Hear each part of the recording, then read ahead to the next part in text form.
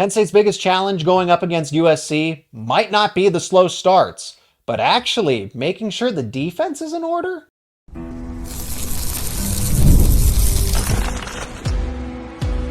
You are Locked On Nittany Lions, your daily podcast on the Penn State Nittany Lions. Part of the Locked On Podcast Network, your team every day. Welcome into another edition of Locked On Nittany Lions. Thanks so much for making us your first listen and watch every single day. My name is Zach Seyko. I am your host of the show as always, and help me welcome a very special guest, first-time guest on the show, and that is Kyle Golik with Mike Farrell Sports, part of the Football Writers Association of America, the Pro Football Writers Association as well, and a member of the Maxwell Football Club. Today's episode is brought to you by FanDuel.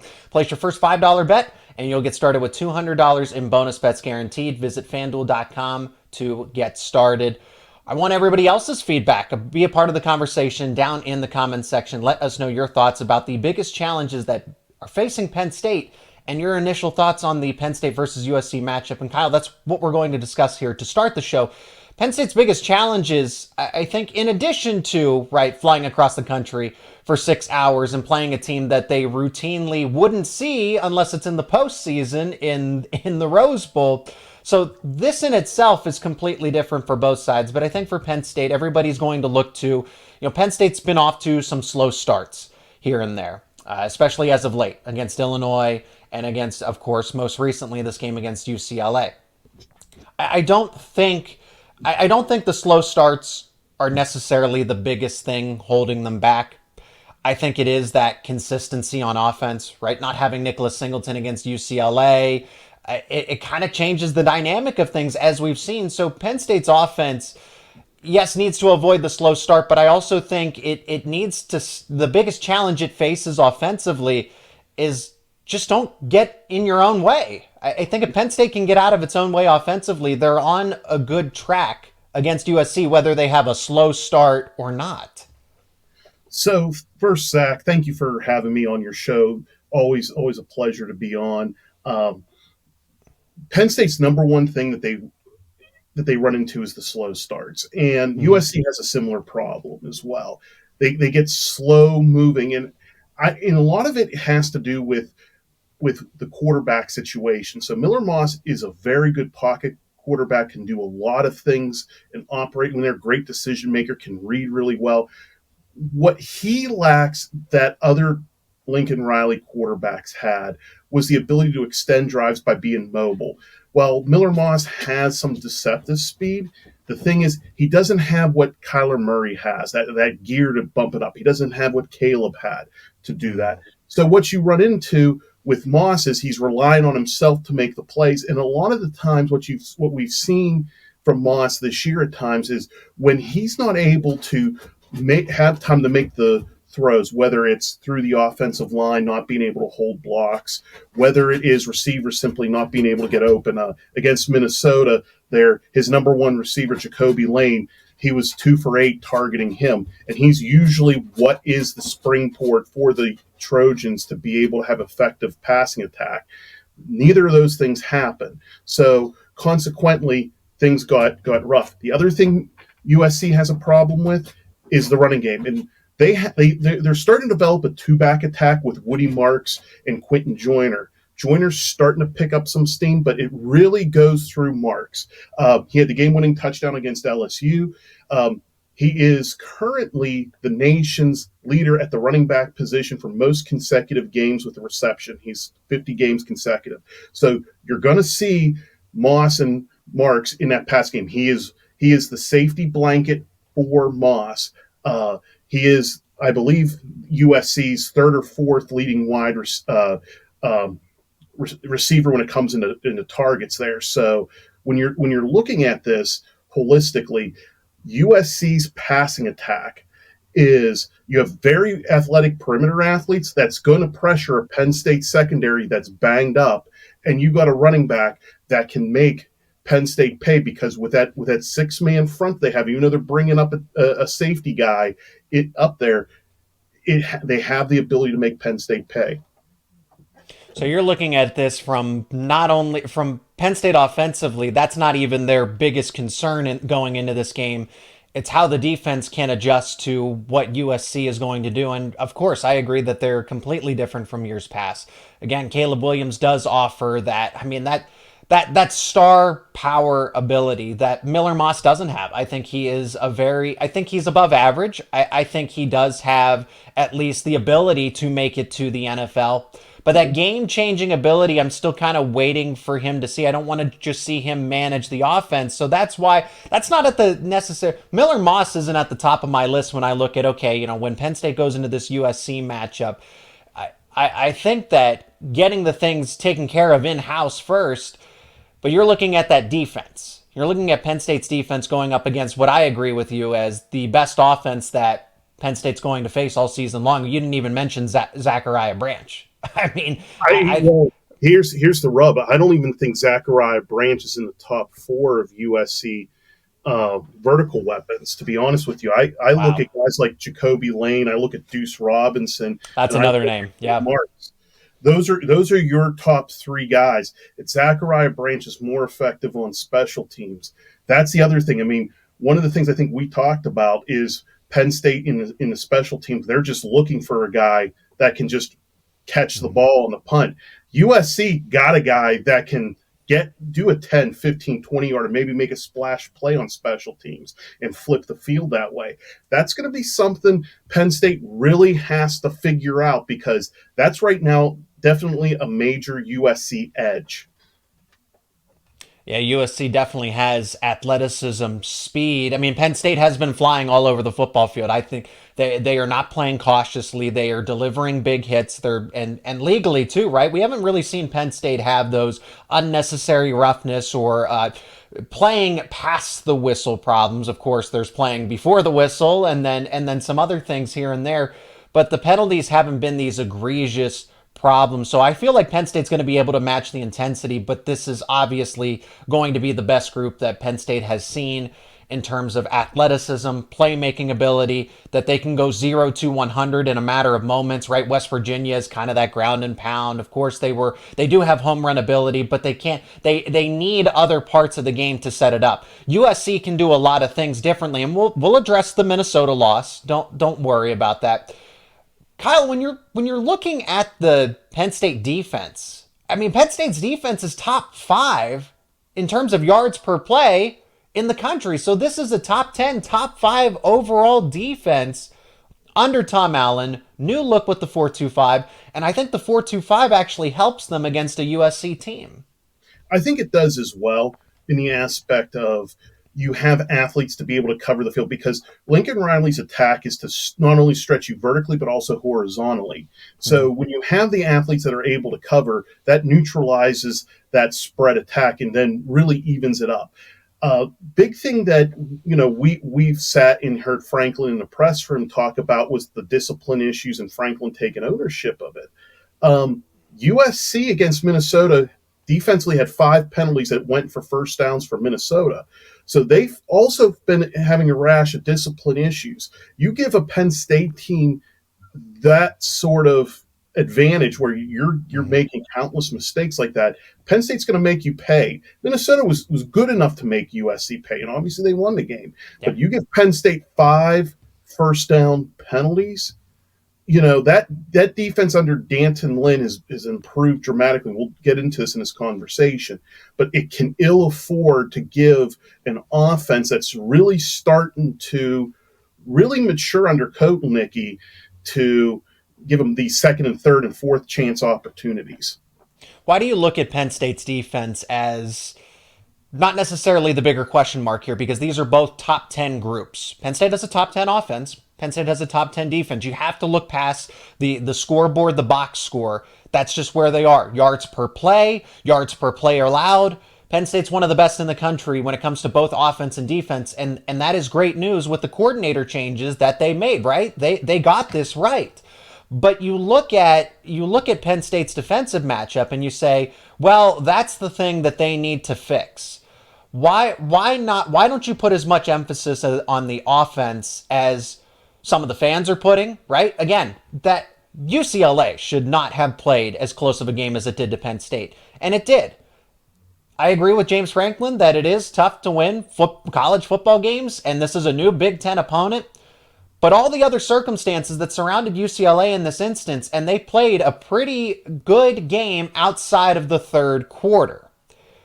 With Penn State's offense, what kind of gives you that resolve that they're not going to have that many issues against USC, if any? So with the Nittany Lions, offensively against the Trojan defense, one of the things the Trojans haven't been able to do is get to the quarterback. They've only had 6 sacks all year. Now, Lynn has been saying, and he's been really happy with the packages he's brought in with Eric Gentry off the edge and with safeties Kamari Ramsey and Achille Arnold, where they've been able to get to the quarterback, but it's still not enough. They weren't able to really rattle Max Brosmer of Minnesota. I mean, he had an efficient game. I mean, he wasn't, lighting the world on fire. 15 to 19 for like 170 yards against USC. So when you can protect your quarterback and they're not getting any pressure. Look, USC got some amazing athletes in the secondary, and we'll touch on Kamari Ramsey in a bit, but they can't get to Aller. And if they can't get to Aller, and we've seen Aller take the time to read, when he's had time to read, look at against West Virginia, whenever he made those reads to Amari Evans in the game, when the Harrison Wallace touchdown. When you start giving Aller time to really beat you, he will. And that's something that bodes well for the Nittany Lions. Now let's address the elephant in the room, is that Penn State is not facing a ranked USC team. Minnesota kind of ruined the resume builder here if and when, right? When, I want to speak that into existence, Penn State would be able to pick up a victory against USC. But now they're going out to the West Coast facing an unranked team that ended up losing that road game to Minnesota. Let's address that. What does USC do well, aside from the fact that they've now dropped 2 contests? That's coming up next here on Locked On Nittany Lions. All right, folks, it's time for our Roy Player of the Week. And this week, we're showing some love to Liam Clifford, and we're putting $100 towards Liam Clifford right now through Roy, the ultimate platform where you get to directly support your favorite athletes. You can download Roy on iOS or the Google Play Store. There's no middleman, no collective making the decisions for you. You decide who gets the backing, and it's easy as a few clicks. The best part of it with Roy, you know exactly where your money's going. Roy gives you the power to decide who gets the support. Time to put your money where your mouth is. Every contribution from fans helps keep athletes committed to the team. And if they decide to transfer, you get your money back. So that's transparency. So what are you waiting for? Download the Roy app today and make your contribution. That's going to wrap up our Roy Player of the Week segment. Don't forget, if you want to support more athletes and be a part of their success stories, Roy is the way to go. Keep those contributions coming, and let's change the game. Minnesota didn't necessarily do the unthinkable here, because I alluded to it in the Penn State UCLA recap that watch out for Minnesota. This was a team that I thought was positioned pretty well to upset a USC team, at least make it close, cover that 8.5 spread. I thought that should have been a 4.5, maybe a 3.5 field goal type of spread. And they ended up winning outright, 24-17. USC's offense obviously did not do enough. Okay, so Lynn, former Penn State guy, right? Penn State fans should know him well, recognize him well. He has had success. He had a lot of success at UCLA a season ago. Top 10 run defense. That was a Bruins team that was okay. Well, they were better compared to this season. It's the run, Zach. They were okay. So there you have it. They were number 1 against the run. I think Penn State was number 1 in one of those categories. Yards. I like yards per play, Kyle. I like yards per play a lot. And Penn State and UCLA were 1 and 2. They rotated back and forth throughout the season. Hasn't exactly translated to USC this season, but you can see the progression of the USC defense under Lynn. What I'm kind of surprised about, and maybe this is just because of the drop-off from Caleb Williams to Miller Moss, is the fact that USC's offense, isn't top 10, top 15. It kind of sneaks into the top 30 there, and 17 points against a Minnesota team that does have a good defense. They have a respectable top 25 defense. But they should be able to defeat a Golden Gophers team. Was this the road trip, Kyle? Was this that Minnesota just owned the matchup? I just feel like if USC was going to win that game, expect them to put up 30 points, and they didn't. Minnesota's defense rose to the occasion. So let's translate it to how your audience would know it through Penn State. One of the things Franklin talked about is we need more plays to get started. We need plays. Mm-hmm. So entering the game, USC was averaging roughly 73, 74 plays a game. It only had 66 against Minnesota. Now, while that doesn't seem significant to many, what it shows is that's a drive. That's one less drive. One less drive. And so when you start compounding, well, you don't have a Miller Moss that can extend drives at times, and he had a couple big time incompletions in the game. You talk about Minnesota that just took its time and bled the clock and slowed things down. This is why this offense has been one of the poor, it may be statistically poorer than anything Riley's had in his 8 seasons as a head coach. But it's much like the LSU USC game. That was USC only had 60 plays of offense in that game. So when you start limiting the opportunities for this offense to beat you, it only increases your chances to doing it. When you compound it with discipline issues that the USC defense had, and you don't give them time to beat you, and you force them to have to do something, that's the one thing this team has done. We saw it in the Michigan game, and we saw it against Minnesota. When you force USC to have to make a play, Miller Moss hasn't been able to do it. Woody Marks hasn't been able to make that key run. Jacoby Lane had some drops. This is what you run into with the Trojans. They were able to somehow beat LSU with that when it was a tie game at the end, when there was no pressure. Right. I don't count that, but they were in deficits and were in situations where the situation got the best of them against Minnesota and Michigan. What is USC doing well to this point? Because 2 losses now, are they just not ready for Big Ten football? Because Michigan got it done. I thought that Michigan would win that game. They did. I thought that Minnesota would win that game. They did. I had my doubts about Wisconsin giving them a fight, but honestly, through the first half, there's 4 quarters of play, Wisconsin had it put together, the blueprint's there to handle this USC team. And that's why I continue to say, and it's not to be disrespectful to US, maybe it is, right? It depends on how you interpret it, Kyle. But I feel like Penn State's biggest obstacle in this matchup is adjusting to the 6-hour plane trip. Because we've seen that USC on shorter trips to an Ann Arbor, to a Minnesota, they have struggled. Okay, yes, they won against LSU, but at the end of the day, USC is not the team that people had expected them to be. This should, at the very least, 1 loss. I think these are challenging road trips at the end of the day, a Michigan or a Minnesota. I don't know what they're doing. I don't know what they're doing the best at, because we've been pretty critical about how Miller Moss doesn't have that Caleb Williams star power. I agree with you that I think Woody Marks is probably the best overall offensive player that they have, at least that's what he's shown. But you're right, he's not making that game-changing play when they really need it most. And the defense was so atrocious a season ago that anything they do this season is just going to be a step in the right direction. So Kyle, I mean, again, why I'm asking you about USC is because you know this team inside and out. What are they doing well that has led them to at least the 3 wins that they have? So it all begins, while I was hypercritical of Miller Moss in crunch time, when the Trojans are in command, Miller Moss is as good as anybody in the country. Game manager, right. Yeah, he leads the Big Ten in pass attempts. So you're going to get a healthy dose of Miller Moss and him dropping back. He can one of the things I feel Moss has better than Aller is Moss is a better decision maker than Aller. And okay, that might surprise a lot of people, because they're like, it doesn't seem to make sense. It does, because when you watch Moss go through his progressions, when he makes a decision, it always seems to be the right decision. Whether the result is good or bad, it's not. The only bad play I've really seen from him this year, where I just said, "What were you thinking, Miller?" was the Will Johnson pick 6 against Michigan. Okay, he doesn't have that Caleb Williams arm to make that out route to the sidelines that he attempted to do. That was foolery. The other thing they do well is their secondary is phenomenal. you know how we've lauded and we talk about how awesome KJ Winston when healthy, how he is that center fielder that can do everything. Yep.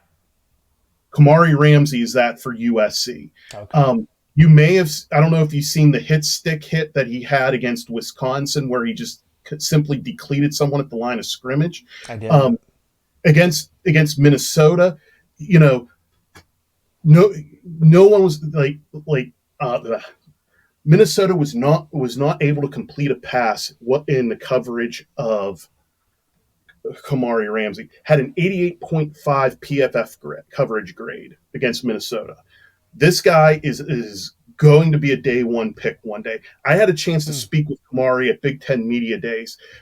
Was trying to talk about his relationship with Lynn, because that was who his coordinator was at UCLA a season ago, and talking about safety. He's very humble, very honest. He's very disciplined. And a lot of the things that I got from him is the difference between the USC defense that he interpreted a season ago, which finished 121st in the country, giving up nearly 35 points a game, to this year only giving up 18 a game, which is, up in the top 30 range. It's all what Lynn brought to the table. Very matter of fact, very structural, disciplined, and organized. So one of the things that you're going to deal with the USC defense, while they haven't been able to get to the quarterback, when they do beat themselves, it's usually a discipline issue. But when it comes to gap discipline and making sure that they're in their proper assignments, that's something they've done a tremendous job at. And they've shored up all the missed tackles that they had last year. I think Lincoln Riley said at Big Ten Media Days they had 160 some missed tackles last year and led the nation in it. They are sure tacklers this year. You're not going to get many second chances on them. So those are the things that you need to be leery of. The receiving group, they have tremendous athletes. Lane, Branch, Deuce, Mackay, Lemon, Kyron Hudson. All those guys can beat you. But here's the problem: they're also wildly inconsistent. That's the one thing that has thwarted USC from being able to really explode like they've had previously in other Lincoln Riley offenses. It's just the inconsistency at the receiver position. And kind of like Penn State this season, they have also gotten bigger as a defense in terms of weight, in terms of size, right? They've made the changes, but they haven't put it all together, both offensively and defensively, even though I think they've taken a step in the right direction when it comes to the defense. Kyle, let's put it all together ourselves here, how both teams will match up against each other. Again, the blueprint is there. Minnesota and Michigan have done it, and Penn State has elements, and Wisconsin was even halfway there. And Penn State has elements. They have something that all three of those teams have in common. We'll tell you about it and how these two teams match up against each other coming up next. Today's episode is also brought to you by FanDuel. Hey, NFL fans, you can start the season with a big return on FanDuel, America's #1 sportsbook. So when you get a hunch in the middle of the game, you can check out the latest stats, view live play-by-play, and so much more. And it's all on the same page where you place your bets. It's that convenient. It's that simple. And you'll get started with $200 in bonus bets guaranteed. That is right, $200 in bonus bets guaranteed when you place your first $5 wager. That's all it takes is $5 to get that $200 in bonus bets. Just visit FanDuel.com to get started. And if you look over at FanDuel.com, you can see the lines for Penn State versus USC. Well, they've been out for a while, but they've been on the move. It started as a 7-point spread for Penn State. Now it's settled at 4.5. Penn State is currently a 4.5-point favorite on FanDuel. The total is at 48.5. If you like those lines, you can bet them right now. Penn State versus USC over at FanDuel.com. Again, that is FanDuel, America's #1 sportsbook. Penn State, like Michigan, like Minnesota, can do similar things against the USC Trojans. Nicholas Singleton did not play against UCLA, but he was suited up, and it was a game-time decision to ultimately hold him out. And I think there was a bigger purpose for that, right? To make sure that he was 110% for this game against USC, because they knew they were going to win against UCLA with or without him. Penn State, like a Michigan, like a Minnesota, can control the pace of the game. They can dictate the tempo.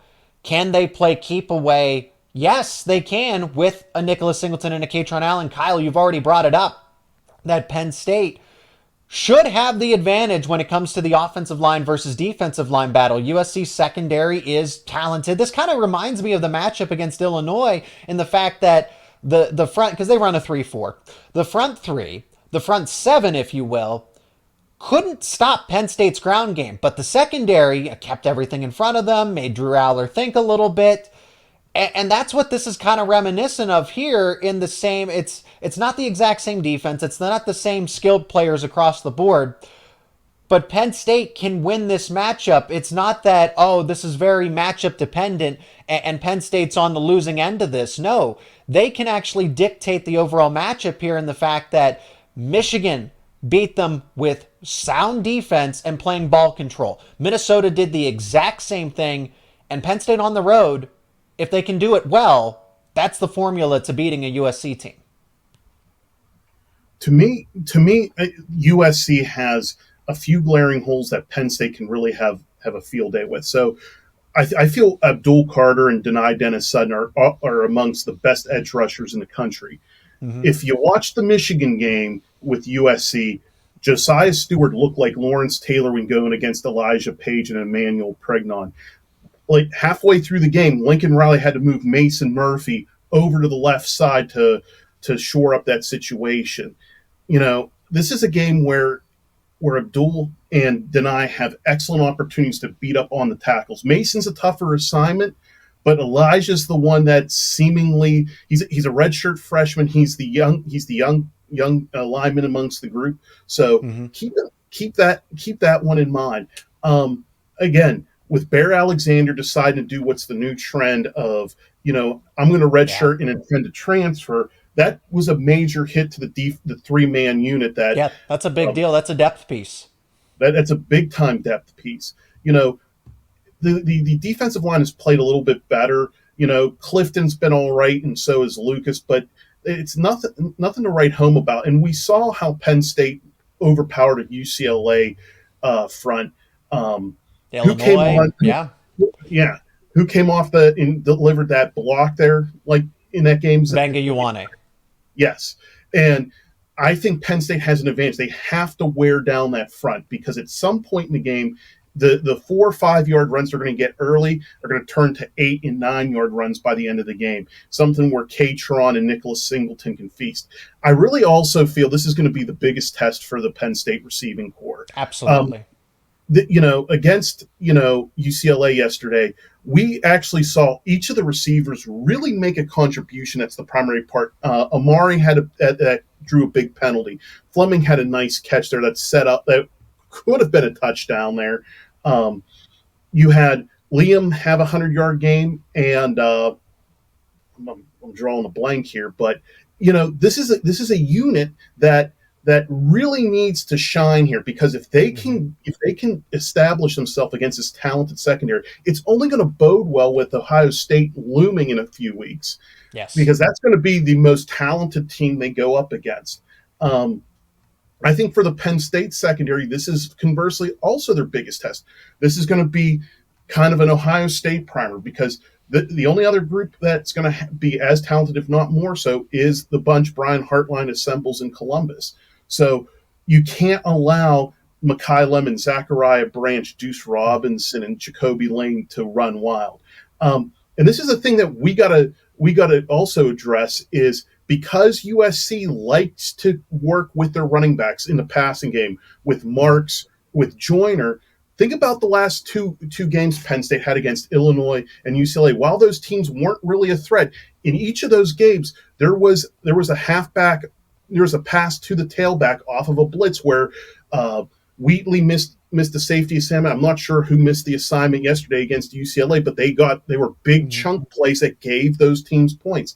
If you don't cover that running back well against USC, they have no problem of passing it to them and targeting them 10, 12 times against the Nittany Lions. So they have to be disciplined with that position. They can't forget about the running back. Even if they're in zone, that zone has to be able to recognize when the running back's coming out on a wheel route or into the flat. I will also say this. This is going to be a key. What do the Penn State backs? What does if Quentin Martin sees any action, Singleton Yeah. or Patron?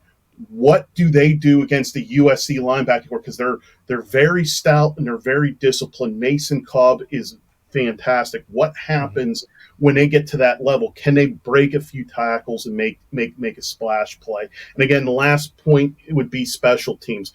Zachariah Branch is going to make you pay at some point. He can flip the field, whether he's kick returning or punt returning. You got to have an answer for it and not allow him to do that. The other part of this matchup, I think we're really going to get an excellent X's and O's coaching type of matchup here between Penn State and USC. Every decision is going to be critical. Are you going to want to speed things up? Because I was thinking about this, right? Penn State's got to try to put on a lot of points. They have to go up tempo very early, but you also don't want to empty the reserves. You don't want to empty the gas tank very early on and keep putting your defense out there, because eventually that bend is eventually going to break, and especially against a USC team who we have addressed have weapons galore, whether it's the running back. To start with the running back, Woody Marks, right? Miller Moss can make good decisions and make himself look better because of the playmakers that he has available. Zachariah Branch, a Deuce Robinson, a Jacoby Lane, as you've talked about, being that prime target for him. So that other part of the matchup for Penn State is how quick, how slow do you want to go? Right? Do you want to be methodical? Do you want to, what Minnesota was doing at points in time, run 6, 7 offensive linemen? Anthony Donko leaving the game against UCLA becomes that much more of a big deal, because if Penn State wants to go heavy and really, again, continue to welcome USC and say, hey, this is Big Ten football, we can do it too, like Michigan and Minnesota. That's part of this matchup too, and you don't want to just keep leaving your defense out there for USC. So you got to make sure that you can prevent USC from those long, sustainable drives. Penn State's offense has to be able to do just that. So we saw that Wisconsin gave that lead away because 11 points wasn't enough. I thought about that. Penn State's got to go quick. They got to put up 14, maybe 21 points at half. I don't know how that would help them if that continues to just leave their defense out there constantly and the energy is going to be depleted going late into the fourth quarter.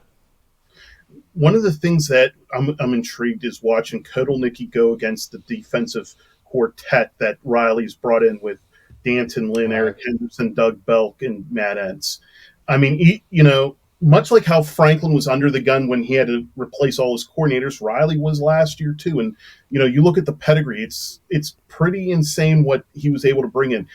Obviously, you can't judge USC based off of this year, even though you're seeing a lot of improvement, almost a 16-point per game improvement over last year, which is fantastic. And if you look at what they're doing in recruiting, it's fantastic.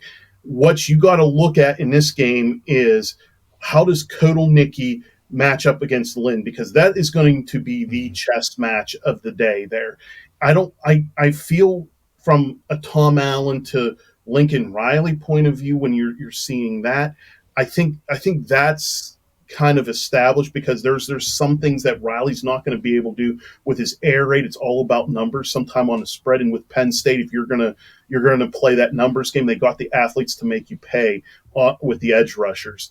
But I really feel, what does Kotelnicki do that gets those guys confused? Because each of those guys are as good as any in the industry, and they've really gotten those athletes on the defensive side up for this.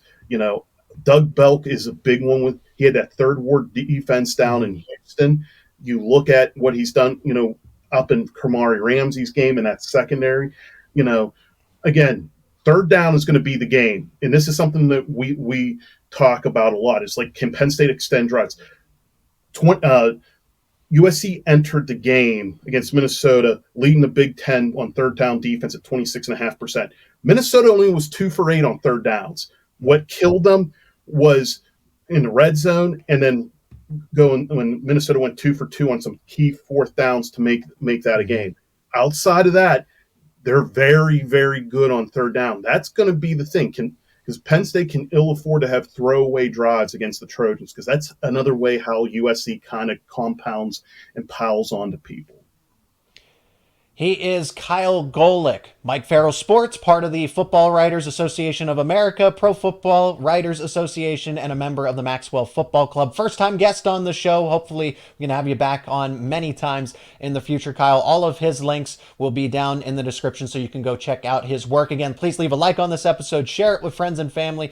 Let us know your thoughts down in the comments section about this Penn State versus USC matchup, as it's just days away. It's a turning point for Penn State this season, en route to a potential college football playoff berth. Kyle, thanks so much for the time, and can't wait to catch up again in the not too distant future about Penn State and college football. Hey, thanks, Zach, for having me. We'll be gladly to come on again. And as always, thanks so much for making Locked On Nittany Lions your first listen and watch every single day. For your second listen and watch, check out Locked On College Football. What a weekend we had for college football. With all of the upsets, all of the changes in the rankings, host Spencer McLaughlin talks about everything in between, from Vanderbilt and Alabama to James Madison. Every college football game recap, preview, news and analysis throughout the week to get you ready for that next slate of college football games. And it's only going to get more exciting from here, folks. That's why it's called Locked On College Football with host Spencer McLaughlin. It's available on YouTube and wherever you get your podcasts. It's part of the Locked On Podcast Network, your team every day.